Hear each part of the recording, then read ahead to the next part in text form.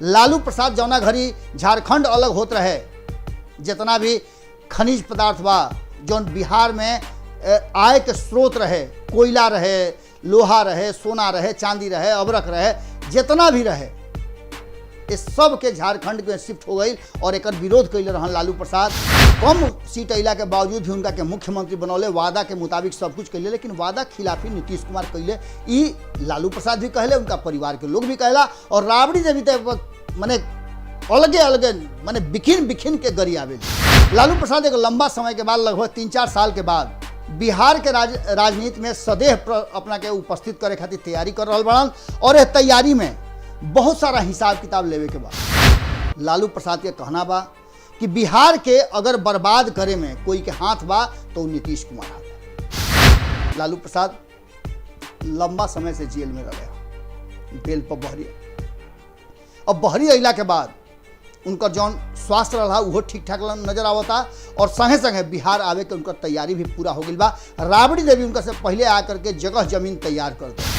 वो याद हो कि तेजस्वी यादव भी एगो यात्रा शुरू कैले रहन, जौन में आरक्षण बचाओ यात्रा रहे, और संगे संगे रोजगार यात्रा निकलले रहन सरकार पर दबाव बनावे खातिर।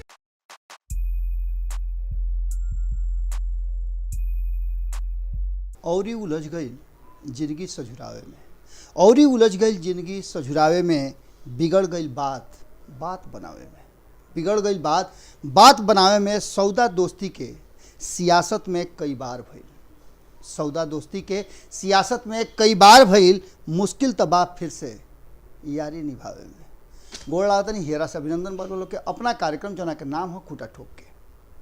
आज एक खाली फिर से पिछला 24 घंटा से चर्चा जबरदस्त ढंग से चल रहा बा कि बिहार में आगे का हुई।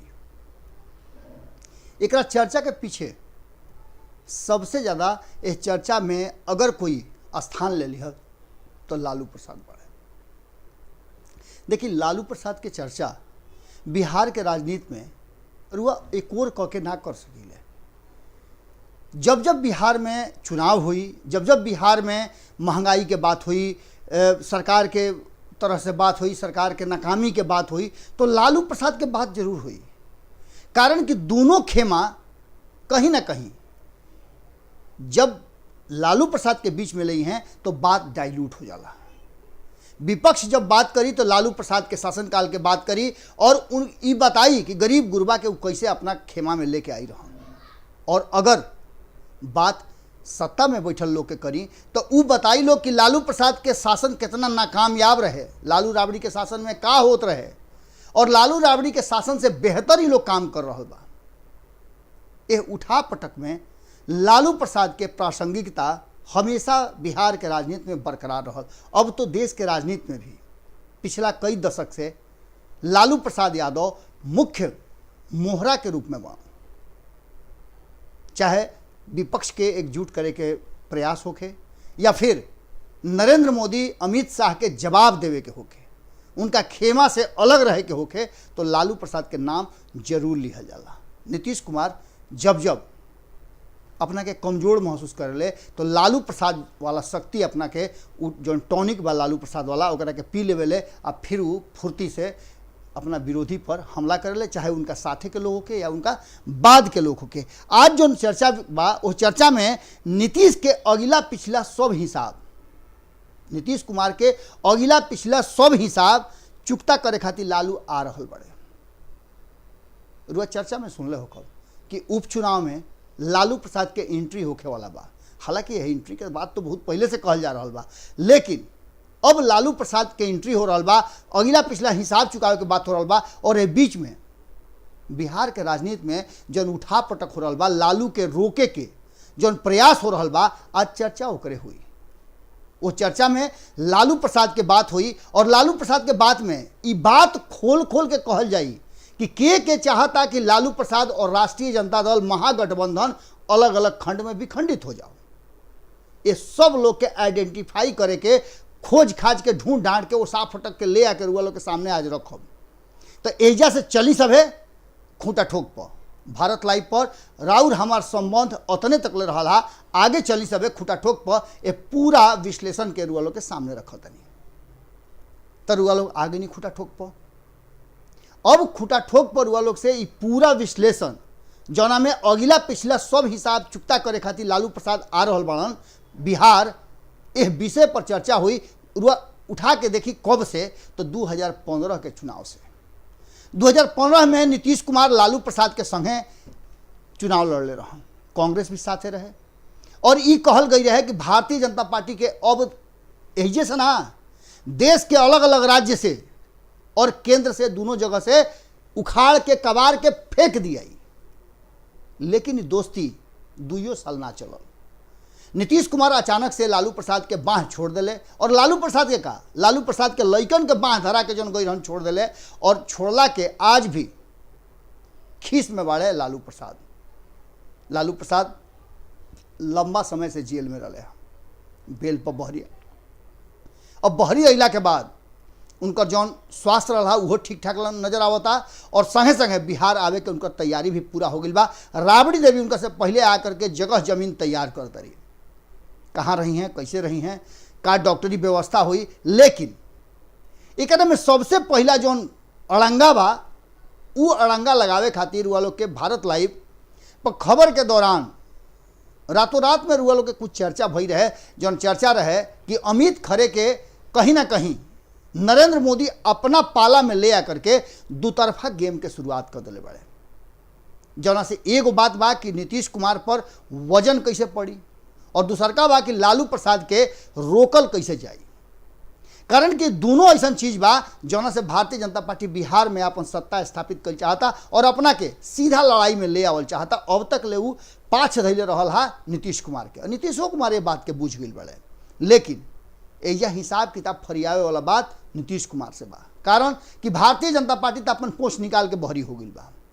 सीधा लड़ाई नीतीश कुमार से हो रहा बा। अब इस लड़ाई में आवे के कोशिश भले भारतीय जनता पार्टी कर रहा बा, लेकिन वर्तमान लड़ाई नीतीश कुमार संगे बा। नीतीश कुमार जौन पहला हाली धोखा कैले, एकरा के धोखे कहले। लालू प्रसाद शुरू से एकरा के धोखा कहले और इहो कहले, उनकर किताब गोपालगंज टू रायसीना हिल्स रहे ओकरा में वो लिखले भी रहन कि नीतीश कुमार जब उनका से अलगा हो गई रहन तो फेरा में रहन कि फिर वापस आ जाए, लेकिन लालू प्रसाद के परिवार के लोग ना चाहल। ये बात रुआलो से कई हाली हम कह चुकल बानी, लेकिन लालू प्रसाद वो बात के बदला लेवे खातिर आ रहल बा। ये बीच में बिहार के राजनीति में बहुत कुछ बदलल। रुआ बदलाव देखले हो कब कि कन्हैया कुमार जौन तेजस्वी यादव के समकक्ष नेता मान के चली उनका के। हालांकि कन्हैया कुमार और तेजस्वी यादव में थोड़ा सा अंतर जरूर बा। कन्हैया कुमार स्वतः नेता हो गए बड़े अपना दमखम के बदौलत और तेजस्वी यादव के विरासत में नेतागिरी मिलल बा। हालांकि अब ये बात कहल जा सकेला कि तेजस्वी यादव लालू प्रसाद के जो लेगेसी रहे ओकरा के छोड़ के आपन एगो अलग धारा के राजनीति शुरू कैले बड़े और यह राजनीति के लोग अब स्वीकार करे लागल बा। नीतीश कुमार से विरोध के राजनीति जौन शुरू भइल ओकरा में कहीं ना कहीं तेजस्वी यादव नेता बन गई, एकरा में कोनो दू राय नहीं है।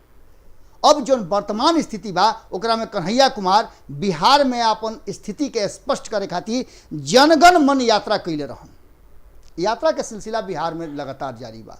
रुआ याद हो कि तेजस्वी यादव भी एगो यात्रा शुरू कैले रहन जना में आरक्षण बचाओ यात्रा रहे और संगे संगे रोजगार यात्रा निकलले रहन सरकार पर दबाव बनावे खातिर। कोरोना के चलते वो यात्रा रुक गई रहे, ये बात वो लोग जानता नहीं। एकरा पहले बहुत सारा यात्रा भइल। एगो साइकिल यात्रा कैले रहन, ओकरा में रुआ देखबे कनी कि तेज प्रताप यादव कैसे घुलटिया मार दिल रहन, साइकिले पर से छितरा गई रहन चारों ओर। तेज प्रताप यादव तो वहाँ छितराइले बुझाता रहन, कारण कि पार्टी से विद्रोह बा, परिवार से विद्रोह बा। मतारी से मिले खातिर अगर मतारी जाता है तो नहीं भेंट हो, तो अपने जाता रह तो जा करके चुपचाप से मिलत रहन जब तेजस्वी यादव नहीं खन रहत आवास पर। तब ये सब खैर चलत रहता है, तो पारिवारिक बात बा, ऐसे हमने के कोनो मतलब नहीं है। लेकिन एगो तीसरका धारा भी बा चिराग पासवान के। बिहार फर्स्ट, बिहारी फर्स्ट के यात्रा तो शुरू कैले रहन, उनको यात्रा कुछ हद तक आगे बढ़ल, लेकिन कोरोना के कारण रुक गई रहे। लेकिन ओकरा से उनकर लम्हर यात्रा और ज़्यादा फायदेमंद हो गई जौन वो आशीर्वाद यात्रा निकलले। और आशीर्वाद यात्रा तब निकलले जब उनका पार्टी के अलग अलग खंड हो गई। हम बात करते नहीं हैं लालू प्रसाद के। लालू प्रसाद हिसाब किताब करे खातिर बिहार आ रहल बड़न और उपचुनाव में नीतीश कुमार के पूरा हिसाब किताब दी हैं। एमे कई गो उनकर हिसाब बा। पहिलका हिसाब तो 2015 वाला बा कि जौन एक संगे रह करके नीतीश कुमार के कम सीट अला के बावजूद भी उनका के मुख्यमंत्री बनौले, वादा के मुताबिक सब कुछ कैले, लेकिन वादा खिलाफी नीतीश कुमार कैले। ई लालू प्रसाद भी कहले, उनका परिवार के लोग भी कहला, और राबड़ी देवी तो माने अलगे अलगे माने बिखिन बिखिन के गरी आवेली। तेज प्रताप यादव, तेजस्वी यादव भी बात कहले कि उस सत्ता खातिर हमनी से नाता तोड़ दिले। उनका ये बुझा गई, डर हो गई रहे कि कहीं तेजस्वी यादव उनकर सत्ता हथिया मत लेस। एकरा आगे रुआ बढ़ी तो 2017 में जौन धोखा भइल ओकरो लालू प्रसाद के हिसाब किताब बराबर करे के बा।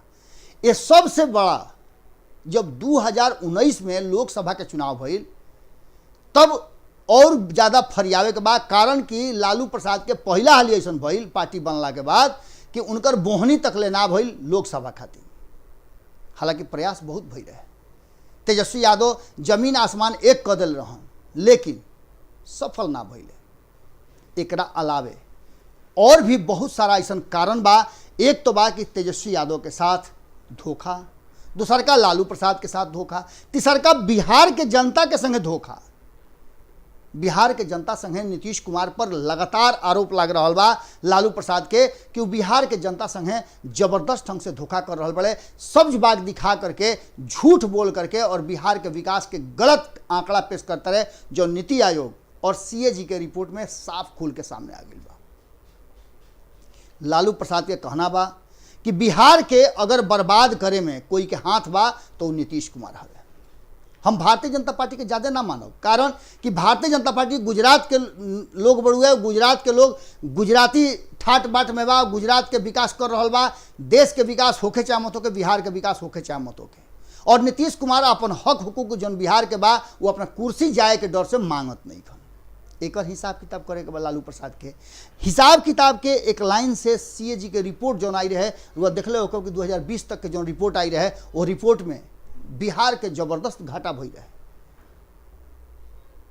कई गो ऐसा मानक रहे जो मानक पर तय कल गए रहे, सीएजी के रिपोर्ट आई रहे। यह रिपोर्ट में मात्र लोग के रोजगार देवे के वादा करे वाला नीतीश कुमार के सरकार मात्र 3% लोग के मनरेगा में रोजगार दिले रहे, मनरेगा में काम मिल रहे।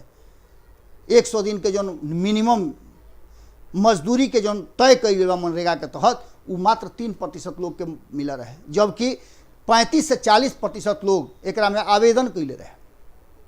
एकरे से अंदाजा रुआ लगी कि का स्थिति बा बिहार में रोजगार के। पलायन रुकत नहीं है, जना के लेकर के लगातार नीतीश कुमार पर हमला राष्ट्रीय जनता दल और तेजस्वी यादव के साथ साथ लालू प्रसाद भी कर रहा बान, अन्य विपक्षी दल करता रहे। रुआ चिराग पासवान के सुनले होकर, चिराग पासवान तो लगातार नीतीश कुमार के विफलता के गुणगान करता रहे, जना के चलते आज दोनों जना अलग अलग बाड़े। ये सब बात के लेकर के जो सामने स्थिति बा वो स्थिति में एक तरफ जहां देश के प्रधानमंत्री मीडिया के सामने बात नहीं खन करत, यह बात के भी जवाब मांगल जाई कि जे सत्ता में बा ओकरा से जवाब नहीं खे मांगल जात। जवाब जे सत्ता में नहीं है ओकरा से मांगल जाता, जे विपक्ष में बा वो जवाब दी, और जे सत्ता में बा ओकरा लगे कोई जवाब देवे के तरीका और प्रयास नहीं खे होत। यानी जे मुख्यमंत्री बा, जे प्रधानमंत्री बा वो जवाब ना दी, जवाब के दी तो जवाब दी जे विपक्ष में बा, चाहे वो केंद्र में होके या फिर राज्य में होके। नीतीश कुमार से एहू बात के जवाब लेवे खातिर आ रहा बन लालू प्रसाद। उपचुनाव में लालू प्रसाद के चुनाव प्रचार करे खातिर स्टार प्रचारक में नाम शामिल कर गई बा। लालू प्रसाद आ रहा बड़े, यह बात के जौन संभावना बा ओकरा पर मुहर लागल राष्ट्रीय जनता दल के तरफ से। एक संगे संगे नीतीश कुमार से इहो जवाब लेवे आ रहा बड़न कि बिहार के विशेष राज्य के दर्जा जौन एक लंबा समय से लंबित बा ओकरा में तू काहे पीछे हटता रह। तहरा दल के लोग, तहरा सरकार में शामिल मंत्री ए विषय पर अलग अलग बयान काहे देता रह। एकरो हिसाब लेवे खातिर लालू प्रसाद आ रहा बड़न। लालू प्रसाद जातीय जनगणना पर हिसाब लेवे आ रहा बड़न कि 10 दल के साथे तू गईल रह, कहल कि हम मनवा ले, का भइल, मनवा ले लो। ये सब बात के जवाब खोज रहा बड़न। और वर्तमान परिस्थिति में रुआ उतने बात समझ ली कि जब कोई भी बात यूपीए सरकार के होके या अन्य सरकार के होके, जब एनडीए के सरकार यानी नरेंद्र मोदी के सरकार वो बात में सफल हो जाता, अपना हिसाब से ओकरा बुझा जाता कि काम हो गई, तो वो क्रेडिट अपना तरफ ले लेता और जौन काम गड़बड़ा जाता ओकर क्रेडिट सीधे भेज देते हुए यूपीए सरकार के यानी कि कांग्रेस के सरकार के, मनमोहन सिंह के सरकार के। लालू प्रसाद केंद्र से लेकर के राज्य तक, रुआ याद होई कि 2004 में जब चुनाव भई रहे तो यह बात की तरफ संकेत जात रहे कि अगर कांग्रेस के सत्ता आई तो सोनिया गांधी प्रधानमंत्री बनी है। लेकिन वक्त के हिसाब से बहुत कुछ बदलल, वो घड़ी के हिसाब किताब अभी बाकी बा। कारण कि 2004 से लेकर के अब तक बिहार के विशेष राज्य के दर्जा खातिर एक से एक काम भइल रहे। यह नीतीश कुमार हवे जो दिल्ली में जा करके धरना प्रदर्शन कैले रहन कि बिहार के विशेष राज्य के दर्जा चाहिए। लालू प्रसाद जौना घड़ी झारखंड अलग होत रहे, जितना भी खनिज पदार्थ बा जौन बिहार में आय के स्रोत रहे, कोयला रहे, लोहा रहे, सोना रहे, चांदी रहे, अबरक रहे, जितना भी रहे, इस सब के झारखंड में शिफ्ट हो गई और एक विरोध कैले रहन लालू प्रसाद कि झारखंड के बंटवारा अभी भइल जरूरी नहीं है, अगर बंटवारा होता तो ओकरा बदले में विशेष राज्य के दर्जा दिहल जाओ। ओ घड़ी नीतीश कुमार अलग रहन, आज वह नीतीश कुमार विशेष राज्य के दर्जा मांगता रहे और मांगता तो आधा मन से मांगता रहे। एकरो हिसाब किताब लालू प्रसाद लेवे आ रहा बा। लालू प्रसाद एक लंबा समय के बाद, लगभग 3-4 साल के बाद बिहार के राजनीति में सदैव अपना के उपस्थित करे खातिर तैयारी कर रहा बड़न और यह तैयारी में बहुत सारा हिसाब किताब लेवे के बा। हिसाब भारतीय जनता पार्टी से भी लेवे के बा, हिसाब तो उनका लेवे के बड़े जीतन राम मांझी से, वो जीतन राम मांझी से जौन की एनडीए से ठुकरावल गईले, एनडीए में अपमान भइल तो लौट करके महागठबंधन में अले और नीतीश कुमार उनका के सम्मान देवे के बदले उनका के वजह से बहरी करवा दिले एनडीए से। एक पहले भी नीतीश कुमार कहीं ना कहीं जीतन राम मांझी के मुख्यमंत्री बना करके कुर्सी से उतरले रहा। ये सब के बाद लालू प्रसाद उनका पुत्र के एमएलसी बना करके जौना के बदौलत आज वो मंत्री बाड़े नीतीश कुमार के सरकार में। बात अगर मुकेश सहनी के करी तो हिसाब उनको से लेवे के बाद, मुकेश सहनी भी जब भारतीय जनता पार्टी से कट के अले तो उनका के स्थान लालू प्रसाद ही दिले। होटवार जेल में जा करके, रिम्स में जा करके और मुकेश सहनी ओजा गुहार लगावत रहन, अपन सीट शेयरिंग के फार्मूला तय करत रहन। हिसाब तो उपेंद्र कुशवाहा से भी लेवे के बाद, उपेंद्र कुशवाहा भी जब एनडीए में नीतीश कुमार गईले और इनका रहल मुश्किल हो गई उपेंद्र कुशवाहा के, तो निकल के बहरी अले और तब मान सम्मान देते हुए 5 गो सीट लोकसभा में दे करके सम्मानित कैले लालू प्रसाद। हिसाब उनको से लेवे के बा कि वो आखिर का सोच करके नीतीश कुमार के खेमा में चल गई। हिसाब सबसे लेवे के बा और सबके हिसाब लेवे खातिर पूरा लिस्ट लेकर के आ रहा बन लालू प्रसाद। अब हिसाब किताब में के हिसाब दी, के हिसाब ना दी और हिसाब किताब के परिणाम का हुई, यानी कि ये हिसाब किताब जब बिहार के जनता के सामने जाई, तारापुर और कुशेश्वर स्थान के जनता के बीच में जब हिसाब जाई तो वो फैसला का करी है। चुनाव में वो जानते बानी कि अब की हाल के रणनीति तेजस्वी यादव ने जौन बाड़े वो लालू प्रसाद के निर्देश पर अलग बनौले बड़े। हर पंचायत में अलग अलग विधायक लोग के खड़ा कर दिहल बा कि अब वो पंचायत के जितावे के तहरे पर दारो मदार बा। फील्डिंग ज़बरदस्त बा और ये फील्डिंग में जहाँ एक तरफ तेजस्वी यादव के युवा टीम जीत के दावा कर रहा बा, ओजे लालू प्रसाद बिहार में आ रहा बड़न और हिसाब किताब भइला के बाद सूद ब्याज समेत जब वसूली करी हैं नीतीश कुमार से तो ओकर हिसाब किताब का फाइनल हुई, का नीतीश कुमार के सत्ता दे करके और पुरनका हिसाब किताब क्लियर करे के पड़ी। आज के खूंटा ठोक में रुआ लोग से एजे विदा लेता नहीं, रुआ लोग से निहोरा बा, आग्रह बा कि पहले तो रुआ लोग के बहुत बहुत बधाई देता नहीं नवरात्र के, विजयदशमी के। एक साथे साथे एगो और आग्रह करता नहीं कि रुआ लोग कमेंट से पीछे मत हटी, अपन विचार जरूर लिखी सबे। जौना भाषा से रुआ बानी, जौना भाषा के रुआ प्यार करी ले, रुआ जौना भाषा में बोली ले, बतियाई ले, लिखी ले, पढ़ी ले, गाई ले, बजाई ले, आई सब है खूंटा ठोक पर आई सब है और आ करके अपना भाषा के झटकारी सब है, अपना भाषा के लोग से संपर्क साधी सब है। हमेशा हम रोल खातिर देह नपले बनी। फिर काल भेंट होई, गोड़ लागत।